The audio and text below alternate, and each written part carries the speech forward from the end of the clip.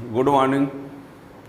आज आप लोगों के लिए यहाँ फिजिक्स में विद्युत द्विध्रुव के कारण किसी बिंदु पर तीव्रता, जो फिजिक्स में ये बहुत इम्पॉर्टेंट टॉपिक है, 12th क्लास फिजिक्स में है। विद्युत द्विध्रुव, विद्युत क्षेत्र की तीव्रता। तो विद्युत द्विध्रुव के कारण किसी बिंदु पर तीव्रता क्या होता है, उसके डिफरेंट केस हैं, है ना। इनसे क्वेश्चन जो है बहुत इम्पॉर्टेंट है। ये नीट जेई है ना, अभी जो व्यापम विज्ञान में जो पेपर होने वाला है ना, उच्च माध्यमिक शिक्षक चयन परीक्षा, उसके लिए भी बहुत ज़रूरी क्वेश्चन है ये, है ना। तो यदि चैनल में नए हैं तो चैनल को सब्सक्राइब कर लेंगे तो और भी वीडियो का नोटिफिकेशन मिलता रहेगा, और स्टार्ट से लास्ट तक देखेंगे तो इससे भी कोई भी क्वेश्चन आएगा किसी भी एग्जाम में, किसी भी एग्जाम में जैसा भी रहेगा। यदि सिलेबस में ये चैप्टर है ना, 12th क्लास फिजिक्स का स्थिर विद्युत, तो इससे क्वेश्चन ज़रूर बनेगा। तो इसमें विद्युत द्विध्रुव के कारण तीव्रता, ठीक, विद्युत द्विध्रुव के कारण तीव्रता, विद्युत द्विध्रुव के कारण विद्युत क्षेत्र की तीव्रता, ठीक। तो देखिए, पहली बात तो ये बता दें, विद्युत द्विध्रुव जानते ही हो, है ना। खासकर अब जो इस एग्जाम की तैयारी में है तो ये तो सब पता है। तो ये विद्युत द्विध्रुव में दो आवेशों का निकाय होता है और ये इन दोनों के बीच की दूरी होती है, और इसका द्विध्रुव आघूर्ण P होता है, और P बराबर Q इंटू 2A होता है। और P की जो दिशा होती है, P की दिशा जो है वो ऋण से धन की ओर, ठीक है ना, ये भी कन्फर्म है। अब इसके कारण जो तीव्रता की बात करेंगे, इसके कारण तीव्रता की बात करेंगे तो इस द्विध्रुव के कारण जब विद्युत क्षेत्र की तीव्रता लाते हैं तो उसमें कई कंडीशन होती हैं कि कहाँ पर तीव्रता। तो इसके लिए जब तीव्रता ज्ञात करेंगे तो एक मध्य बिंदु पर, कहाँ पर, मध्य बिंदु पर, और दूसरा ये अक्षीय स्थिति में, अक्षीय स्थिति में, और दूसरा निरक्षीय स्थिति में, निरक्षीय स्थिति में, और एक होता है किसी बिंदु पर। और किसी बिंदु पर मतलब ये है, किसी बिंदु पर का अर्थ है इन तीनों के अलावा, ठीक है ना। एक मध्य बिंदु पर तीव्रता निकालेंगे, है ना, विद्युत द्विध्रुव के कारण विद्युत क्षेत्र की तीव्रता, तो एक बार मध्य बिंदु पर, एक अक्षीय स्थिति में, एक निरक्षीय स्थिति में, एक किसी बिंदु पर, ठीक है ना। तो यहाँ पर ये बता दे, देखना, यदि ये विद्युत द्विध्रुव है, फिर से वही AB विद्युत द्विध्रुव है, ठीक है ना, ये माइनस Q, ये प्लस Q, तो मध्य बिंदु ये होगा, ये क्या होगा, मध्य बिंदु। तो यहाँ पर यदि तीव्रता की बात करें तो E बराबर होता है 1/4 पाई फलान नॉट P/A क्यूब्ड, ये होता है, और ये 2A है ये, तो A ये होगा, ठीक है ना। तो ये फार्मूला होता है NC इनवर्स। अब यदि अक्षीय स्थिति की बात करें, है ना, ये मध्य बिंदु पर है, कहाँ पर है, ये मध्य बिंदु पर। यदि मध्य बिंदु की बात करें, मध्य बिंदु पर, अब अक्षीय स्थिति में बात करें, यदि अक्षीय स्थिति में, ठीक, तो ये AB, और ये इससे R दूरी पर अक्षीय स्थिति में यदि ये बिंदु P यहाँ है तो यहाँ पर E बराबर होता है, ये A है, ये भी A है, ये R है, माइनस Q और ये प्लस Q। तो यहाँ होता है 1/4 पाई फलान नॉट, और ये 2P R/R square plus A square, R square minus A square का होल स्क्वायर, ठीक है। इसी को ये लिख दिया जाता है E बराबर 1/4 पाई एप्सिलॉन नॉट 2p/r³। जब ये 2a जो है r से बहुत छोटा हो तब, यानी बहुत छोटा द्विध्रुव हो। जब विद्युत द्विध्रुव बहुत छोटा होगा यानी 2a r से बहुत छोटा होगा तो यहाँ a² को निगलेक्ट कर देते हैं तो ये आ जाता है, ठीक है ना। तो ये मध्य बिंदु पर तीव्रता है, ये अक्षीय स्थिति में तीव्रता है, ठीक है ना। और यहाँ पर अब निरक्षीय स्थिति की यदि बात कर लेते हैं तो देखिए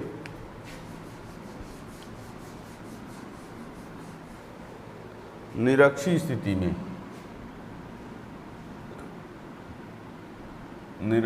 स्थिति में तो यदि ये विद्युत द्विध्रुव है AB - Q + Q 2a, ये r दूरी पर यहाँ ये निरक्षीय स्थिति, तो E बराबर होता है 1/4 पाई फलान नॉट p/r² + a²3/2। इसी को यदि विद्युत द्विध्रुव बहुत छोटा है, बहुत छोटा, तो 1/4 पाई फलान नॉट p/r³ लिखा जाता है, याद रखना, न्यूटन पर कूलम, बहुत छोटा होने पर, है ना। तो ये मध्य बिंदु पर हुआ, ये अक्षीय स्थिति में ये फार्मूला हुआ, और ये बहुत छोटा होने पर निरक्षीय स्थिति में। तो ये तो बहुत सिंपल से थे। मेन पॉइंट है अक्षीय, निरक्षीय और मध्य बिंदु के अलावा, जब अक्षीय, निरक्षीय और मध्य बिंदु के अलावा चौथी कंडीशन है वो मेन है, वो उससे क्वेश्चन बनेंगे, ठीक है ना।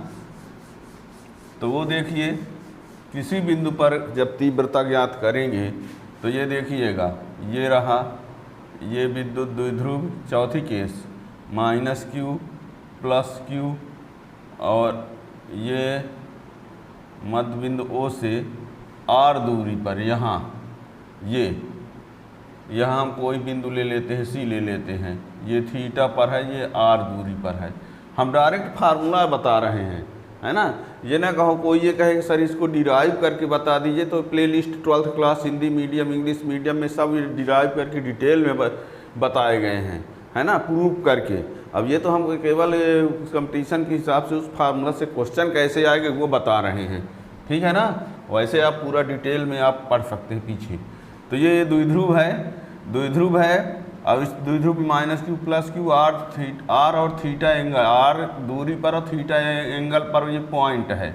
तो यहाँ पर जो E की वैल्यू होता है 1/4 पाई एप्सिलॉन नॉट p/r³, और यहाँ ये होता है 3 cos² थीटा +1, ये फार्मूला होता है ना।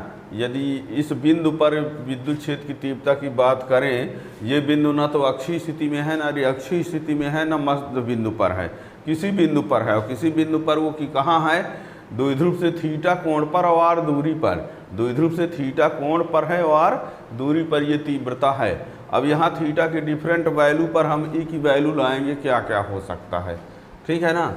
तो यहाँ पर अब देखिएगा, ये किसी बिंदु पर के ये फार्मूला आ गया। अब यदि हम थीटा का मान, यहाँ पर थीटा का मान 0 लेंगे, 30 लेंगे, 45 लेंगे, 60 लेंगे और 90, और हर परिस्थिति में देखेंगे कि E का मान कितना होगा, है ना। ये बड़े कंपटीशन में यही पूछ दिया जाता है कि द्विध्रुव से 30 अंश के कोण पर और 60 अंश के कोण पर तीव्रताओं का अनुपात क्या होगा। तो पहले आप यहाँ पर थीटा का मान एक बार 30 रख लो और एक बार 60 रख लो, और जो मान आए उसका भाग कर दो। कह दिया जाए 30 और 45 में तीव्रताओं का अनुपात क्या होगा, तो 30 पर लाओ, 45 पर लाओ, फिर दोनों का भाग कर लो। या कह दिया जाए 30 और 45 पर तीव्रताओं का अंतर कितना होगा, तो 30 पर लाओ, 45 पर लाओ, फिर घटा दो। या 30 और 45 पर तीव्रताओं का योग कितना होगा, तो 30 पर लाओ, 45 पर लाओ, फिर दोनों को जोड़ दो, ठीक है ना। तो इस प्रकार से क्वेश्चन किया जाता है बड़े कंपटीशन में, यानी 30 अंश के कोण पर या कोई कोण पर तीव्रता कितनी होगी, है ना। तो यहाँ पर यदि हम मान कर चलते हैं, यदि हम थीटा बराबर कितना लेते हैं, 0 लेते हैं, तो ये क्या हो जाएगा, E बराबर इस फार्मूला से 1/4 पाई एप्सिलॉन नॉट p/r³ ये 3 cos स्क्वायर 0 + 1। cos 0 का मान 1 होता है, cos 0 का मान 1, तो 1/4 pi epsilon not P upon R cubed. ये 3 + 1 4 हो जाएगा, 4 ये ऐसा, ये cos 0 का मान 1 हो गया, तो 3 × 3 धन 1 4 हो गया। अब ये 4 का वर्गमूल क्या हो गया, 1/4 pi epsilon 4 2p upon R cubed. तो इससे मतलब ये हुआ कि यदि आप ये फार्मूला जानते हैं तो इसको थीटा बराबर 0 रखेंगे, तो वैसे भी थीटा 0 रखेंगे तो ये बिंदु अक्षीय स्थिति में आ ही जाएगा, ठीक है ना। तो ये थीटा बराबर 0 पर ये हुआ। अब हम क्या करते हैं, थीटा बराबर 30 पर देखते हैं, ठीक। या थीटा बराबर 30 तो क्या होगा, ई बराबर, अब दिख रहा है कि नहीं वहाँ से,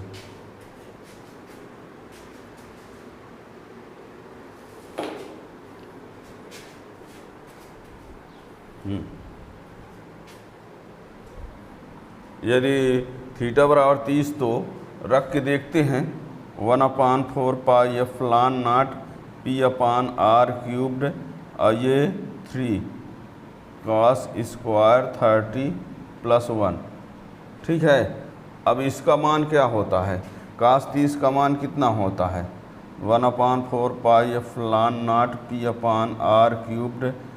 ये 3, अब cos 30 का मान √3/2 का स्क्वायर + 1।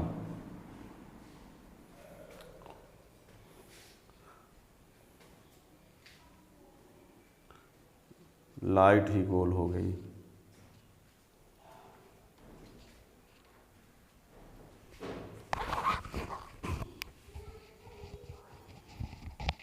दरवाजा खोलने से प्रकाश कुछ आए।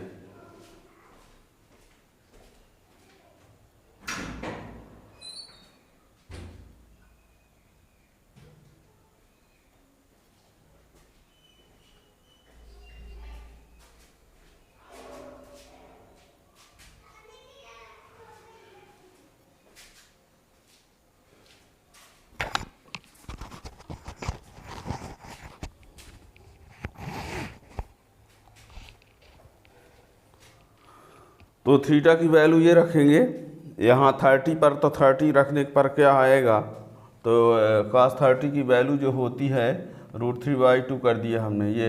अब आगे बढ़ते हैं तो ये क्या होगा, E = 1/4 pi epsilon not P upon R cubed. ये √3 का स्क्वायर 3 होगा, तो 3 3 × 9/4, 9/4 + 1, तो 1/4 pi epsilon not P upon R cubed. ये हो जाएगा 13/4। अब इसका स्क्वायर √2 हो जाएगा, इसका वर्गमूल 4 का, तो 1/4 पाई एप्सिलॉन नॉट पी √13 अपान ये 4 का 2, ये आर क्यूब्ड है, ये है। तो ये 30 डिग्री के केस पर इतना आया, ठीक है ना। जब 30 डिग्री इसकी वैल्यू लेंगे, 30 डिग्री पर इलेक्ट्रिक फील्ड इंटेंसिटी लाएंगे, तो उसके लिए क्या होगा, ये आएगा, ठीक है ना। अब हम यहाँ पर थीटा की जगह पर अब 45 भी ले लेते हैं। अब 45 पर क्या आएगा वो भी देख लेते हैं, ठीक है ना। तो अब ये आप फार्मूला जानिए और उसमें वैल्यू रखना है ना। ये फार्मूला रखा हुआ है,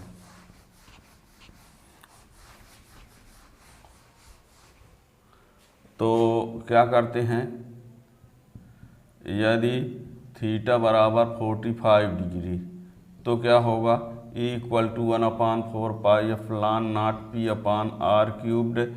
ये हो जाएगा 3 cos स्क्वायर 45 + 1। यहाँ पर 1/4 pi epsilon not P upon R cubed. ये 3, ये 1/√2 का स्क्वायर + 1, तो ये क्या हो जाएगा, 1/4 pi epsilon not P upon R cubed. ये 3/2 + 1, ठीक है ना। ये 1 का स्क्वायर 1, √2 का स्क्वायर 2, ये तो क्या आया, यहाँ पर आ जाएगा 1/4 pi epsilon naught P upon R cubed, ये 5/2 का ये रूट। ठीक है ना। तो ये किसकी वैल्यू आ गई, ई की वैल्यू आ गई कब, जब 45 हमने लिया तब। ठीक है ना। अब यहाँ पर यदि थीटा इक्वल टू 60 लेते हैं 60, तो ई बराबर क्या होगा 1/4 पाई लॉन naught P upon R cubed, ये 3 cos स्क्वायर 60 + 1। अब 1/4 pi epsilon naught P upon R cubed, cos 60 की वैल्यू 1/2,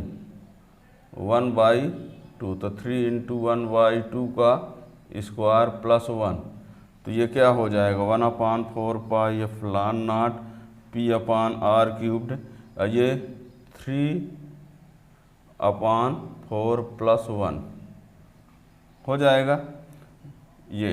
तो ये कितना आया 7/4 हो जाएगा, 1/4 pi epsilon naught P upon R cubed, और ये 7/4, 4 का वर्गमूल ले लो, तो 1/4 pi epsilon naught P root 7/2 R cube. ये आ गया E60 के केस में। ठीक है ना। तो ये आपको 60 डिग्री एंगल पर इलेक्ट्रिक फील्ड इंटेंसिटी ये मिल गया। ठीक है।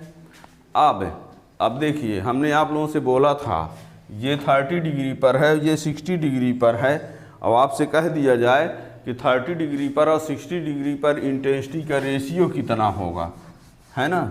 तो दोनों में तीव्रताओं का अनुपात यदि निकालना हो, तो यदि अब हम E30 डिग्री अपान E60 डिग्री का लाएंगे, तो देखो ये 30 का है, ये 60 का है, ये इसे कैंसिल, P से P कैंसिल, 2r क्यूब्ड से 2r क्यूब्ड कैंसिल, तो कितना आएगा √13/7, है ना। कितना आएगा √13/7, याद रखिएगा ये। या इसी को यदि E60 अपान E30 की बात किया जाए, तो यही हो जाएगा 7/13। ठीक है ना, याद रखिएगा। इसी में हमने डिवाइड करने के लिए बोल दिया, अभी रेशियो कहा तो ये आ गया अनुपात। अंतर कहेगा तो घटा देंगे, योगफल कहे जोड़ देंगे, गुणनफल कहे तो गुणा भी कर सकते हो। और ये तो हमने 30 और 60 का कहा, आपसे जितने का पूछेगा उतना का बता सकते हो। ठीक है ना, जिसका जिसका रेशियो कहेगा। तो अब एक हम 90 पर देख लेते हैं। 90 पर जब देखेंगे तो वो निरक्षीय स्थिति में पॉइंट पहुंच जाएगा। यदि हम थीटा का मान कितना लेते हैं 90, तो ई बराबर क्या होगा 1/4 pi epsilon naught P upon R cubed, और 3 cos square 90 + 1, 1/4 pi epsilon naught P upon R cubed.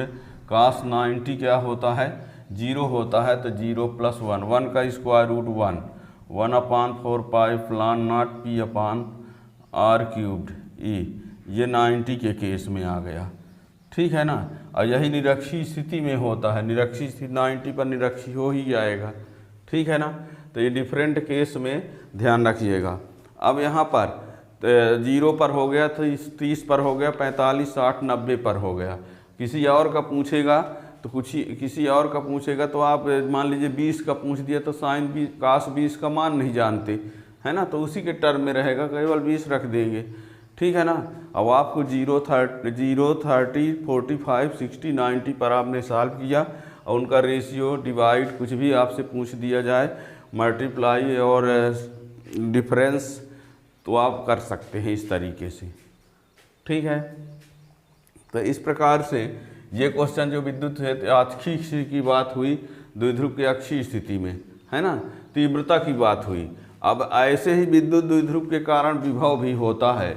तो विभव के लिए फिर आप नेक्स्ट वीडियो में आप देखें, चैनल सब्सक्राइब किए रहेंगे तो उसका नोटिफिकेशन मिल जाएगा। Thank you.